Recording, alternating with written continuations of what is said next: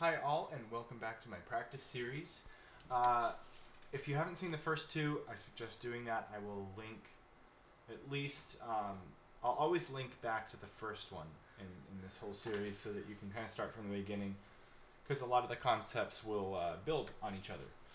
So we're picking up from part two with the second movement of Grieg's E minor piano sonata, and without further ado, here we go. Let's see. So left hand first. There's just the first two measures because that's one phrase. I thought that's a good block to do. It just depends. Like, I can actually stretch this whole thing with 5-2-1. Some people couldn't, so therefore they're gonna have to move the hand anyway, and then playing like 4-1 would be ideal, most likely. But since I can stretch it, I'm just going to do 2-1 on every single one of those chords. And then pinky on all the basses. Then 1, 2, 1, 2. A little off pitch there, but pretty simple. Nothing fancy there. Right hand.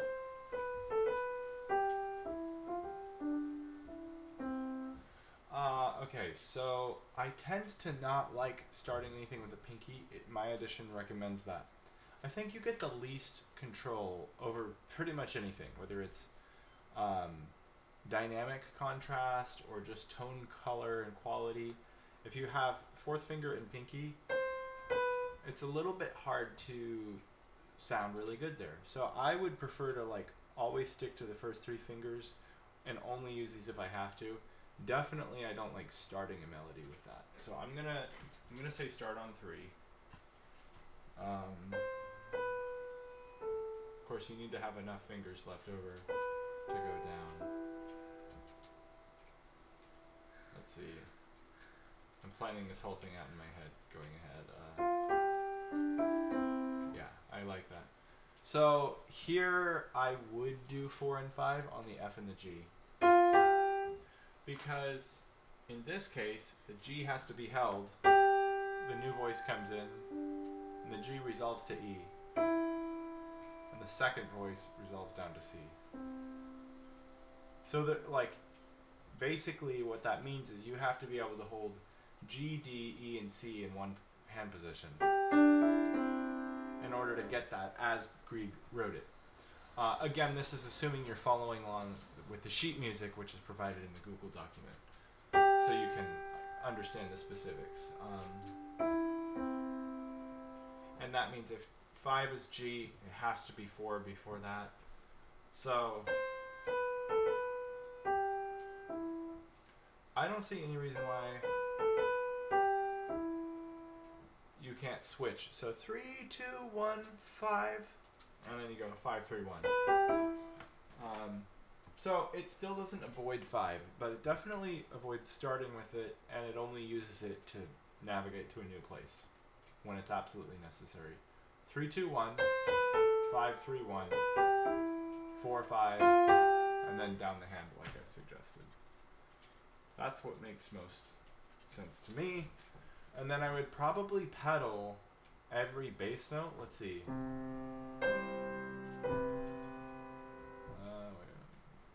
Okay, let's just try it first.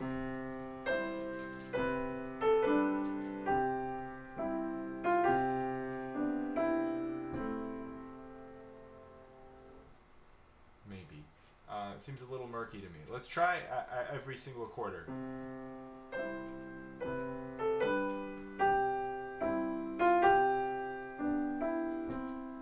That sounds actually a little bit too clean.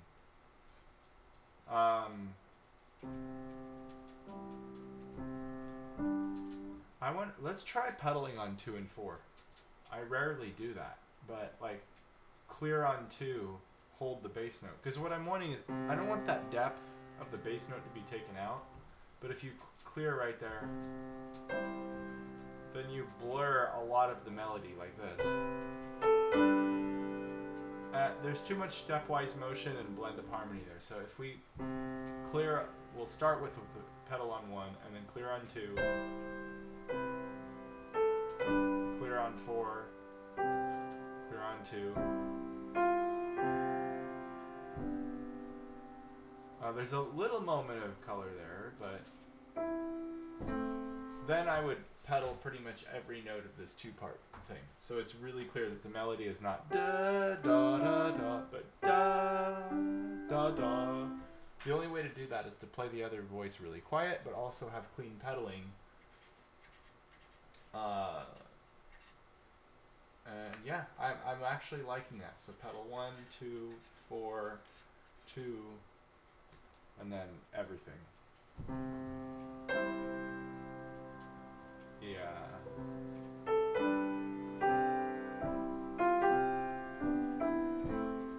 Pretty good for now. Might change my mind later, but there's pedal, obvious balance ideas, lots of right hand, very simple left hand. Maybe follow this line a little bit. Let's listen to that in counterpoint.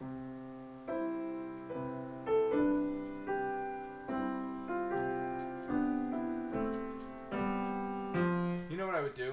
A little bit of that, but not too much. And then once the B comes in, use that as a big crescendo. All the way down at least till the F. So something like this. Focus on the right hand.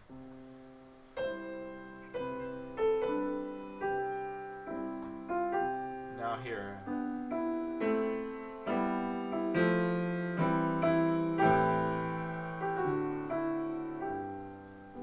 Something like that. I haven't looked ahead yet, but there's just a couple ideas. Alright, next movement.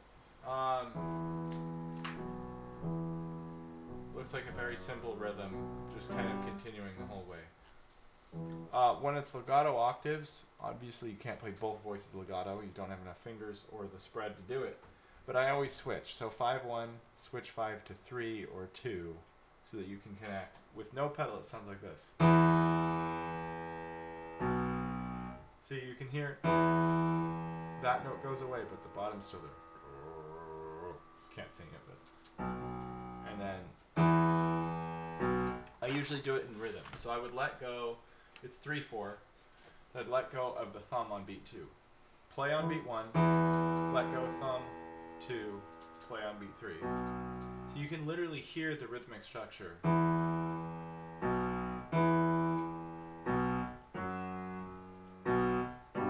I wouldn't bother to swing back up. I mean, you could.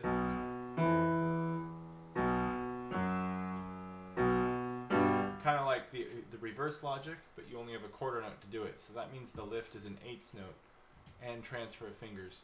That's a lot of work. Not that it's not worth it, but I don't know that you need to here.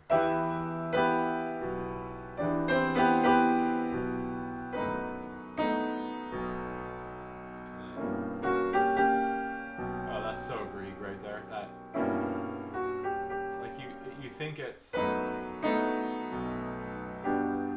6th chord, but instead it's diminished. That's cool. I like that blend. Anyway, yeah, I would swing on the bottoms and then just release the whole hand. It also helps the slur. 1, 2, 3. 1, 2, 3. 1, 2, 3. Kind of get that sense of swing and resolve, which he accents a lot of beat 1s, but not 2. Or he does the slur. Then right hand. It says staccato, but it's a slow-ish movement. Like a minuet, he says, but a little more slow. So not,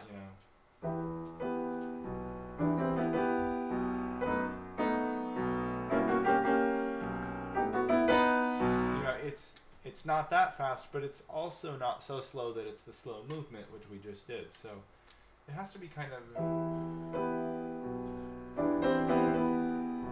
definitely the quarter note should feel a lot faster than.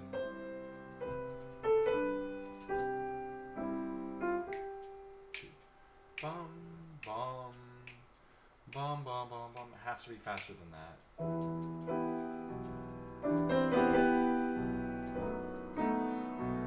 So tempos are relational to each other.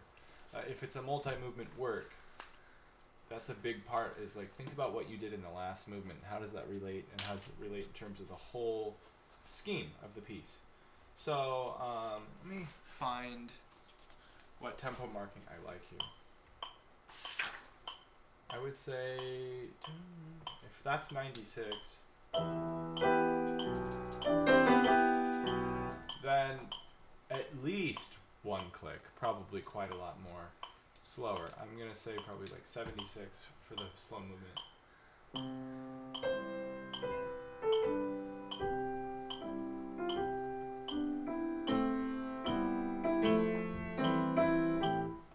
At least, I would say like top speed, quarter equals 76.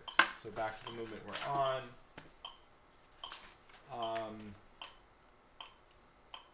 I'm gonna create a healthy division between the two, so like 88 at least.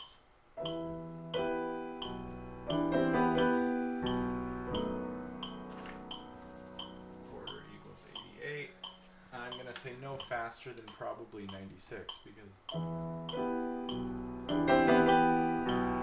that's approaching almost a march, which we don't want. So I would say it's somewhere like 88 to 96. All right. All that to say the staccato should not be. It's a moderate movement. It's not active, you know. It shouldn't be very pointed. I would say it's more space, like bum. Oh, imagine a string player like doing a down bow twice in a row. Down, down, and just lifting in between. Enough to play the next note, but not to bring a sharp accent or attention to the staccato. So that's how I view that. And then I would do 2 and 3 on everything. My audition suggests double thumb for like thumb, D, and E together. And then just thumb 2, 5. That's fine too. But when you have the same two notes, E and G in the middle, you're changing from thumb to 2. Like it's a shift that I think is more work than it's worth to practice. If you find that comfortable, then go ahead. But I like even though this is really uncomfortable at the beginning, it leads into those other ones better. So I would probably do that. There's 2 measures. And the last movement. 6, 8.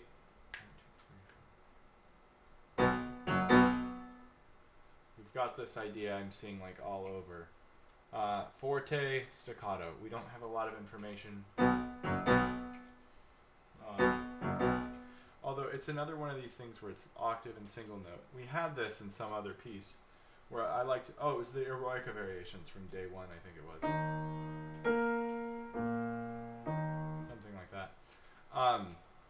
Where I don't like to do octave, octave, octave, octave in singles. I like to divide it up. So like octave, single, and then single octave. And I would do that here too. Start with a single note in the left hand. Then go to the octave with the single note in the right hand.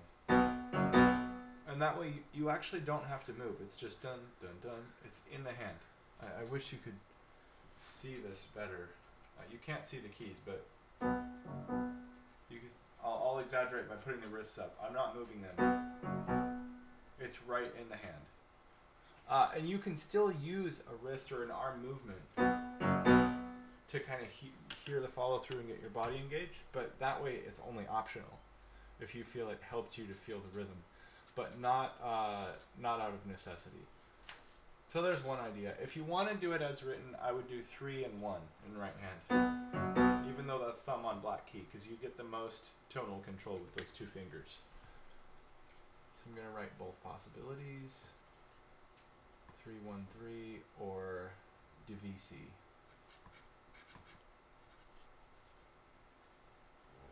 And I'm just going to write question mark on the divisi to say, like, to indicate that I haven't fully decided yet.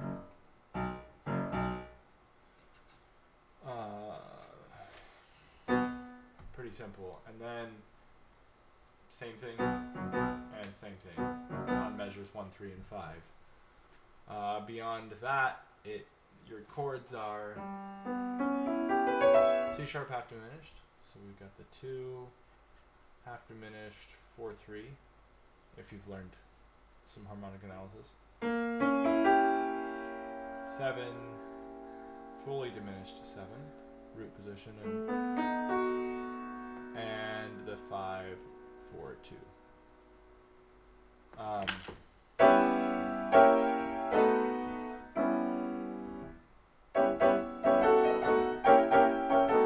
Sounds like it could be James Bond harmony or something.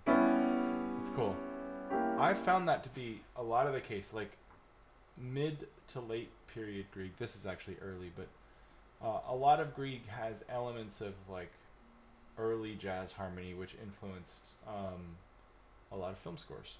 So, for what it's worth, half diminished, fully diminished, dominant 7th, and I would go 5/3/2/1 for the left hand on the first 2 chords, and then 5/4/2/1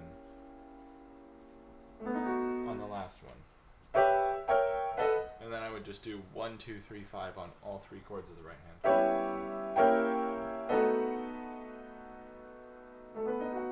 Yeah. I guess that makes the most sense. Yeah. I can't sight read that. So pretty much just that. When you're practicing chords, it's good to practice like however many notes the chord is, practice just one of those voices. So if it's a 4-note chord in each hand, do just the bottom between those 3. And then just the middle voice, so the B's. And you see it's B, C sharp, B. And then just the 3rd voice going from bottom to top. So C sharp, E, D sharp. And finally the top, which is E, G, F sharp. And when you've done that, you can start doing other pairs. So like bottom and the next one, bottom and the one after, bottom and top. Or, you know, if we're just referring to it as 1, 2, 3, 4, 2 and 3, 2 and 4, and 3 and 4. Then you can do 1, 2, 3, 1, 2, 4, 1, 3, 4, 2, 3, 4, etc. If you've already learned the chord shape and you go to it quickly, you don't need to go through all of those steps. But it's something that can be helpful if you don't know your theory very well and you're not used to like the fingers getting into position. You just take it 1 note at a time, and then you do 2 and 3 and then finally 4 notes of the chord until your hand is used to that. So just a little practice tip there. And that covers Grieg. So our next thing is Saint-Saëns. Saint-Saëns. I don't know how to say it, honestly. Second piano concerto. I'll probably just work through up to this huge scale. So we have octave, G minor arpeggio, up the hand, nothing unusual there. Thumb to 5, and back down.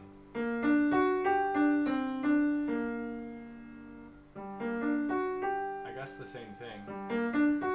You could do 1, 2, 1, 4.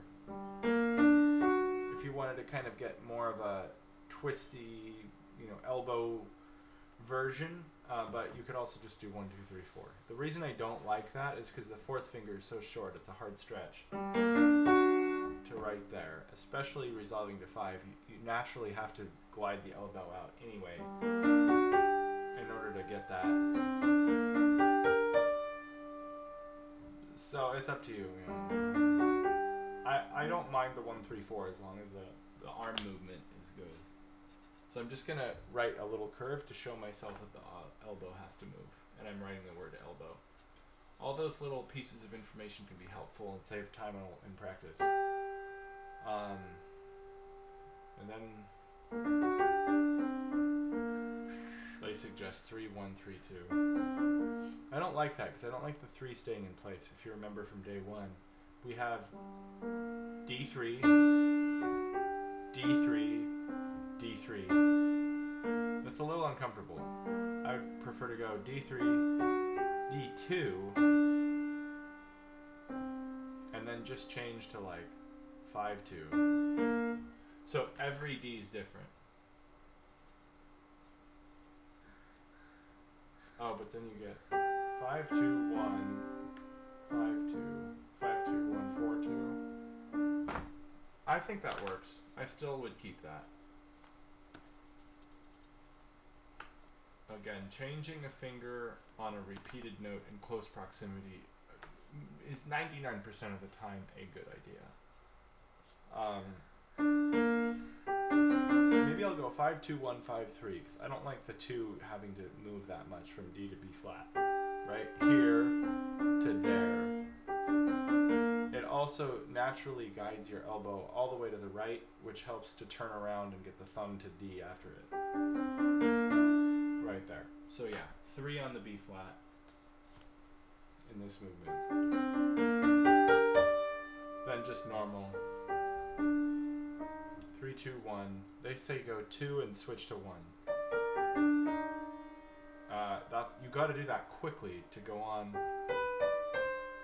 But it's the only way to get it legato, so yeah. Then you go 4 switches to 5. Thumb slides down. And then 1 2 1 2 switches to thumb again. Naturally 2 3 5 4 on those notes.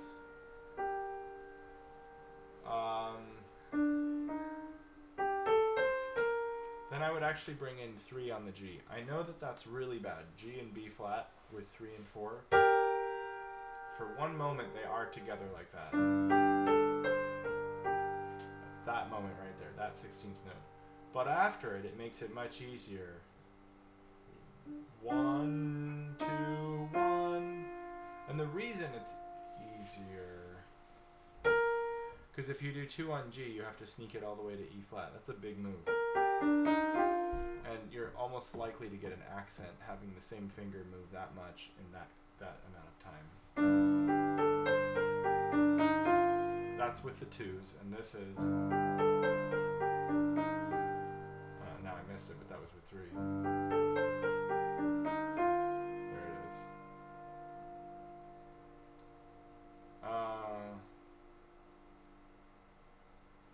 But then it looks like they're saying to bring the other hand in. Oh, they are. Yeah, because that can't be. Okay, yeah, because MS is left-handed. So, either way, I would still keep the fingering I did before. 3 1 2. Left hand takes F. 1 2 5 4.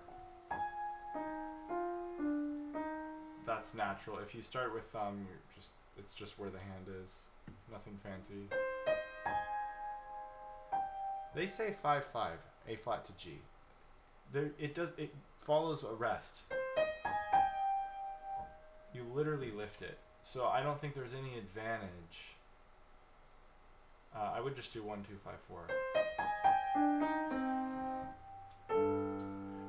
It's because the right hand comes back in on the bottom voice on A natural. Personally, I can stretch G to A with 4 1. So that's not a problem. But for those that is a problem, then definitely this 5 4 slide would be a good alternative. So I'll write that as another option. And then 3 4 2 5. Left hand comes in. You gotta have 4 on the D to be able to stretch that octave.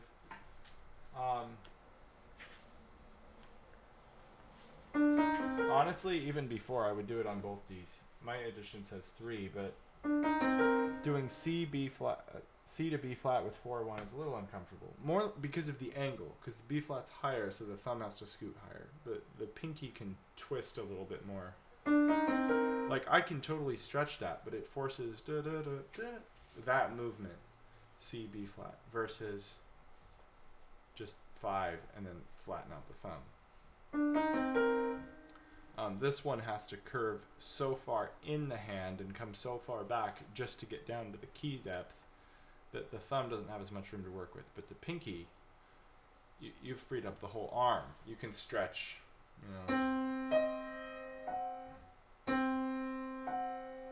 hear that, I'm actually going C to F sharp there, an octave and a half.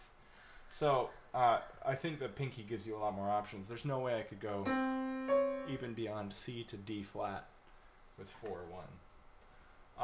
So we've got 4-3-5-1, and then 4-3-5-1. Same thing. Right hand. At this point, I would just switch to 2 on D. There's no reason to have anything but thumb on the bottom note of the figuration. 2, 3, thumb, 5, thumb, 5.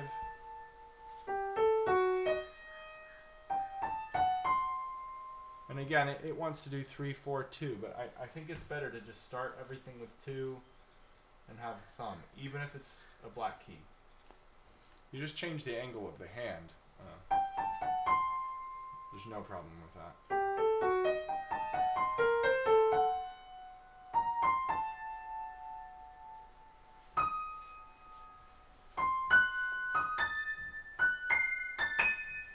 Yeah. So basically, all of them are the exact same. Just always starting on 2, bottom note's thumb, top note's pinky. And left hand starting on 4, bottom note's pinky, top note's thumb. Simple formula. Backing up.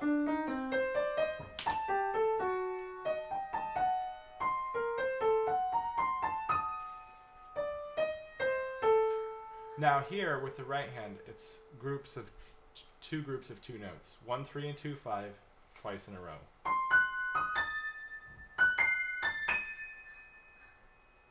Yeah. Oh, they say 1, 3, 2, 5, 2, 5, 1, 3, like an inverted set. And that's because of the shape of the notes. Black, or it goes white, black, black, white, and then it's the opposite. It's black, white, white, black. I don't mind just keeping the same fingering and molding to a different shape.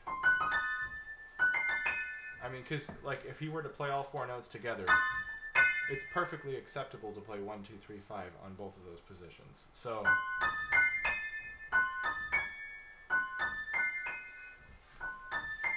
yeah, I tried it 3 different ways. I think 1, 3, 2, 5 twice in a row is best.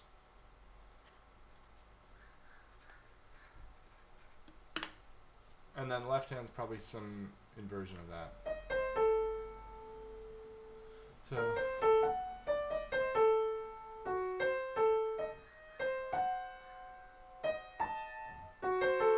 yeah, so on the F sharp I would start 5, 5, 2, 3, 1. And then on the C I would start 5, 2, 3, 1. So exactly the same idea. Like just 2 diminished chords. There it is. So then yeah. The only thing that makes it challenging is it's left hand, right hand, left hand, right hand, alternating. But basically, there it is. I would block that just like I did. Play groups of 4, 2 groups of 4 in each hand, and then together. And then it's just 2 hand positions, and you go half the hand position, alternating. So, and then simple, easy notes at the same time. And then left, right. Or I guess it's right, left. Yeah. And then scale follows.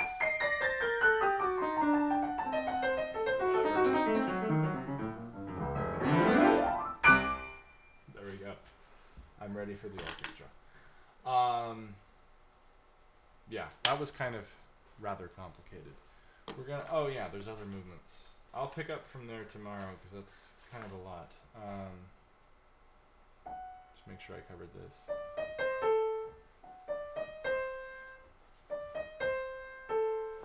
This turnaround's a little difficult. So on the F sharp thumb, I would go 3, 2, 1, 3.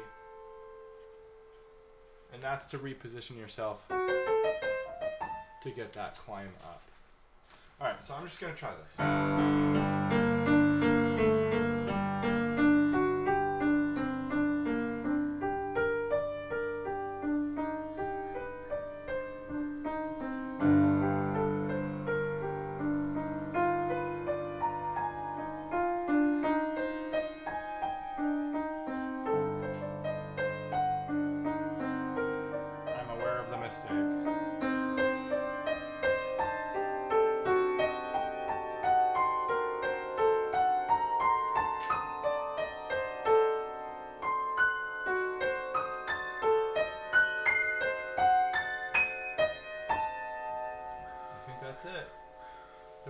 progression, though, is of notation. No, it's both parts go an octave higher.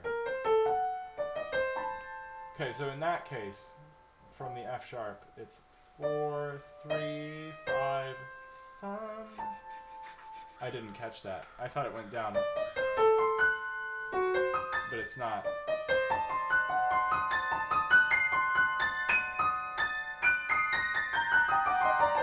That makes a lot more sense. Yeah, it sounded weird to me the first time. Alright, there it is.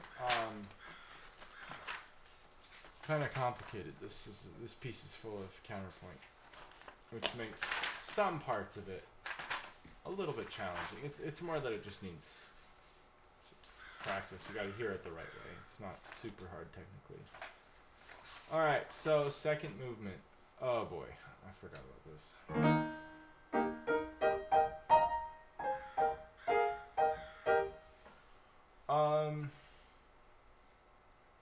I remember thinking about this once and feeling like there's got to be a way to divide this up where it's not just one note on all the left hand and two notes on all the right.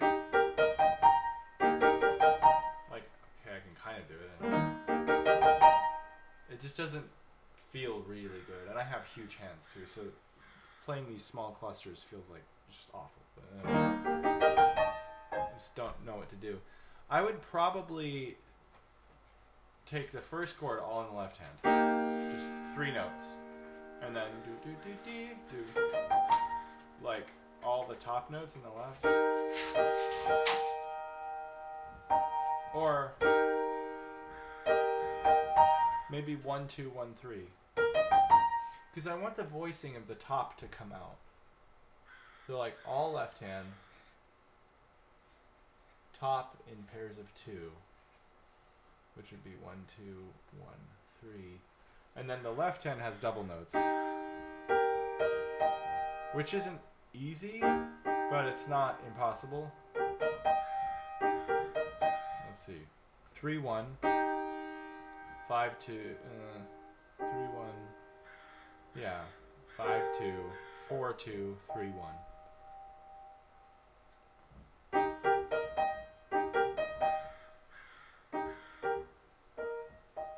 It's not amazing, but it works, and it makes the melody a little bit more pingy, which is what you want here. Just light, fun, and dance-like. That's when I actually go back and really polish this piece someday. I'd probably look at that one passage for an hour and a half and figure out 20 different options. But I think that just in terms of solidity, left hand, right, right, right, right. So it's already sounding a little bit better. I think that's a pretty good solution. So let's just do that much today. Well, it's truly the one where I did only one measure. I'm not in the mood to work through that.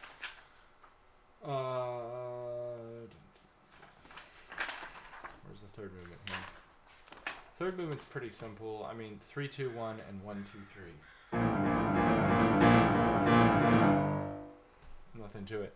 I would suggest crescendoing always at the end of those, because it doesn't give you a downbeat. It goes da. You know, the orchestra comes in, so you don't want to drop your energy. You want to bring them in as if it's like, you know, you're a timpani or something on the last note. So crescendo. I think it's really important to do thumb and not 2, 3, 4. Like that. You'll never get the power, and 4 is not strong, so it's better to go 1, 2, 3. You can drop into the thumb and get that beat. And then the last note just plays super loud. Seems to be the trick. Same thing. I'm just going to leave that there. Most of these things we're taking in super small chunks anyway. The next piece, I guess, is Debussy A Stomp. It's probably not the order I have in the Google Doc, but whatever. That's what's in my stack. So, we'll just look at this first thing. We've got two pedals, una corda and the damper, down first of all. And he goes left, right, left. It appears. Even though he marks it, I like to write visuals of just like, just show the camera my score for once. I just made that marking. And that just shows me like if it's pointing up, it's that hand. It helps keep it a little bit more visually clean. Again, when you want control, thumb and middle finger are always your best bet. That seems to be something I've focused on a lot today, totally unintentionally. But if you took nothing else from that, try to use those fingers as much as you can. So I'm going to use it in both of these cases for both hands. And then we have 5, 2, 1. I mean, you could spread the thumb out and play it more flat instead of like pointed like that, and you could play both black keys with the thumb. Personally, I don't like that. I don't feel like I get the same level of control. Froze again. I'm surprised it actually made it that long in one go.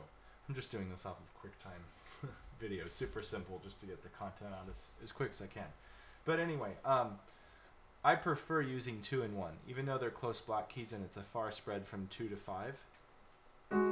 I still think that's better because the 2 it's an individual note, so it gives you more control over the sound versus a thumb going on both. It might sound kind of mushy, even rhythmically, like something like that. Duh or duh. You don't want to risk that. It's better to just get it really pointy. So I would say 3 levels of sound. Debussy is all about like different distinctions of this sort of thing. So I would imagine this like a bloom, long and expansive. And I do that by sort of easing the arm into it. And then this one, I would just place. Imagine just you're just setting it down. Oop. Very firm fingers. So bloom, place, and then kind of a combination of both. It's a little more explosive, but imagine like a firework. Like it's light, and it's just one little spark, but it has this sort of ping, but then it still kind of evaporates. So 3 totally different sounds. A wash, a placement, and a spark. I'm just making this up as I go. I could change my mind later, but the most important thing is Debussy is this orchestral quality where every layer sounds totally different. And you have to do whatever you can with your body to get that.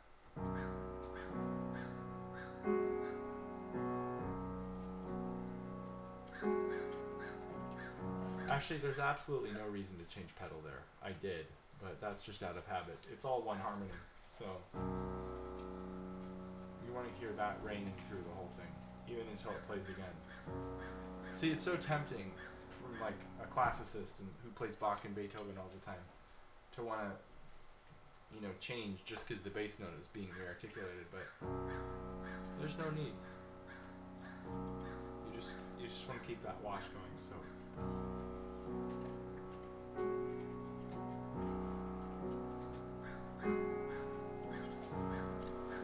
It's a repetition, but I wouldn't really do anything different. Often the general performance practices change it if it repeats, like musically, but this is just a sound world. I don't think it should be too involved. And then...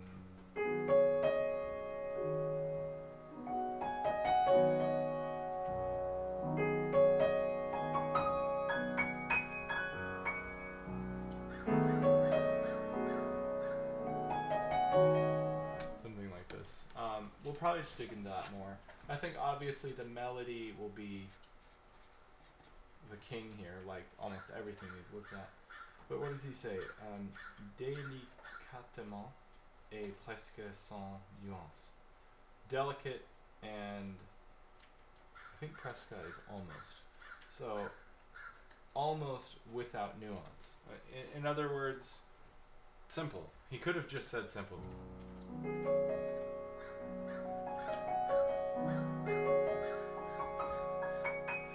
Not a lot of rhythmic stretching, not a lot of shaping. Maybe, you know, he says almost. He doesn't say sans nuance, just presque sans nuance. So I think, like, don't treat it like Brahms, you know, all rhapsodic and everything. I think a little bit of like a sense of nudge here is okay, but very simple, very held back. Still shining through like a shimmering color on a lake, but not maybe a reflection, not super clear. That's about all I would have to say on the first movement for that section. So, and I'd have to double check Presque, but I'm pretty sure. I took a little bit of French, but not enough to be fluent. So, second one, similar idea. He's got this drone that should just sound like an expanse, and then he's got basically a snare drum, which is just very steady.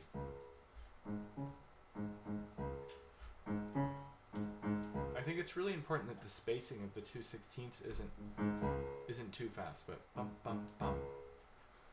Almost like you wait before getting to the second one. Not like that's obviously way too much, but something like wait and on. And now, of course, right in time, but this sense of no rushing whatsoever, the steadiness of this rhythm is what does it.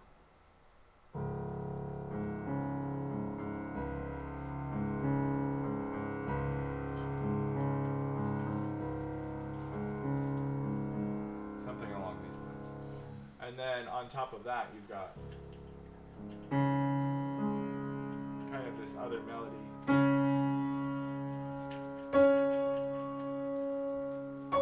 Imagine all these bells, like each announcing themselves. So we've got the low one, medium, higher, highest. Now all those are probably slightly too loud. He's given us a triple pianissimo here, so.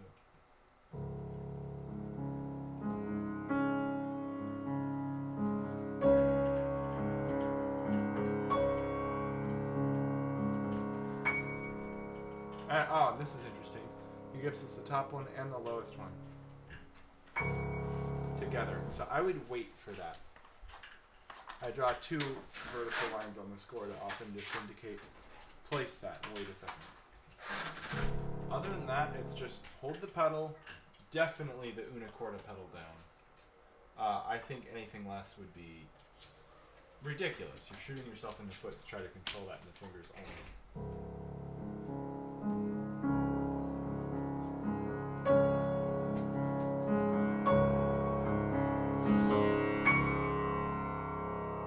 Definitely too much there, but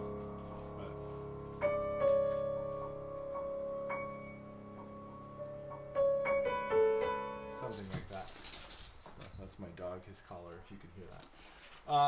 Anyway, I was shooting for about 45 minutes today, and I think I'm there, probably about 60 seconds off. That's pretty much all I have to say. I mean, in terms of fingering, 2-1,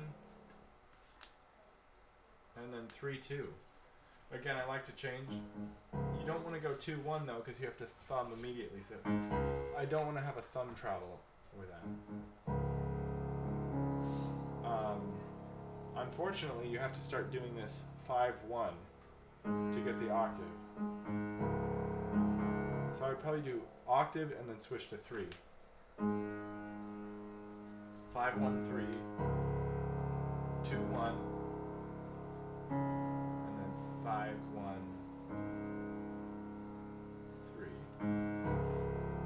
2-1, 5-1-3. Yeah, the same thing every time.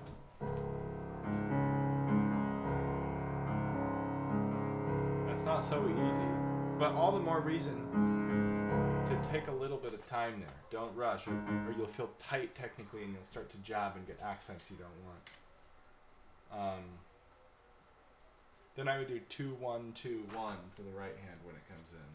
So like 2-1-2-1, 2-1-2-1, 2-1-2-1.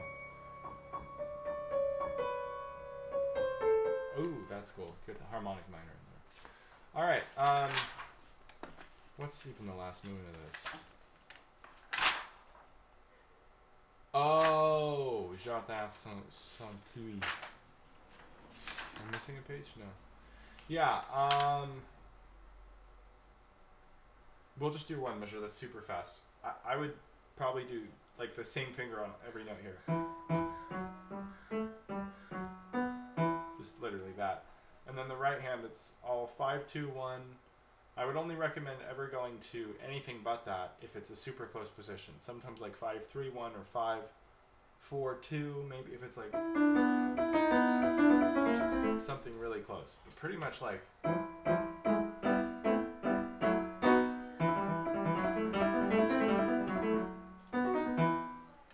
that would require some practice, but that's the idea. Maybe 5, 3, 2 on if there's like a black key instead of angling it. You've got options. I'm gonna say 2, 1 or 3, 2 there. And then your other option, the left hand, is to actually finger that like a melody, like if it were legato. 5, 3, 2, 1, 2, 3, 1. But I kind of like the consistency of just like 3 or something. Really staying on an even staccato. That's not easy. Oh my gosh. Because the hands are overlapping. Yeah, I bet if it was just this. You get to have a guest appearance from my dog. I think it's time for a walk. Hi, buddy. He's saying, you said 45 minutes for the recording, and it's been 50. It's time to sign off. Hi. All right. Well, maybe he will be in future episodes. His name is Bucky Barnes. After the... Oh, bro. Okay. All right. After the Winter Soldier. Yeah, he wants me to be done. Bye.